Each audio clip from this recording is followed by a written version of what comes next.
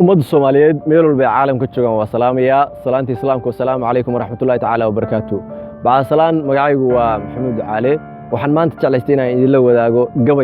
gabaygaas oo aan ugu magac daray kala irdhood wuxuuna ka hadlayaa xaaladda ay ku sugan tahay guud ahaan Soomaalidu maanta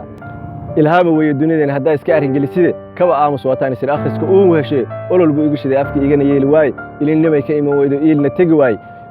in laga siistay intii ABC ogeynse isticmaalku nin waxa qaltaagayoon istahlid ubadkiisu inay iibsayeen itaalna gabine ilaahay gabaygaadaan ku amray amba qaadkiisa idilkeedba Soomaaliland ku faray kaga farxinteede intii maqashaan ka idmanayna amaanaystaan waa orahay inta taabanayso istaahisha maanta inkaarta in haysateen aan ogeyn israana shabaanay way inaga kale irdhownay ma is urursanaa maanta badan baan idinka digay amxaarka intiisa waataad diideen aragtideedin qalaabna tiraahdeen soo idinkiiga shuraakoodii adiis iyo herer waataad u geyseen heladiina kana iibsateen ibtiladuba wax idinka tib ubadkii ooyay way inaga kale irdhownay ma is urursanaa maanta intaasba waa arar balaanilka hoose eegno ina ilay waa taala imtixaamaya wuxuu eedsaday oontii baa laga ooday ifka qoraxdana daay ifafaalo ka hela jeelka isaanu hore u ogeyn isba muu ilduufeen awoodeena midaysane iridda horeynu kala bixi lahayn indhahoodo shane isirka Soomaalidu ku mari lahaa koonka idilkiisa way inaga kale irdhownay ma is urursanaa maanta Itoobiyaanku dhulkeena u ooman yihiin irmaankiisa imaaradaha saylax iridda xaafun tan iyo afmadu idil oroma iridaha ka taagan arti kaleynaysitaan askari bedela indhool jaajuusa isma tuugsanay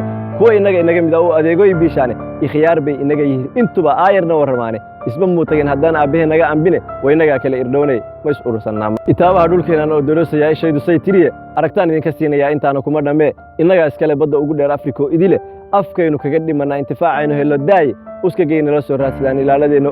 oogada naga ilaaliyay dhahan in yarna siiyaan ma inaga kale xunku iska fogeynayna agdhigaya way inaga kale irdhownay ma is urursanaa maanta ilaa tago gabaygu way la si ambanayay intaanu ooda ila geelin ama se ila jirin deyr haddaan iska soo ururshoon idin dhaafo oraahda abtiriskeena isgala ilma aadanna ehel baynu nahay ilma abti ama se ilma adeere way inaga kale irdhownay ma is urursanaa maanta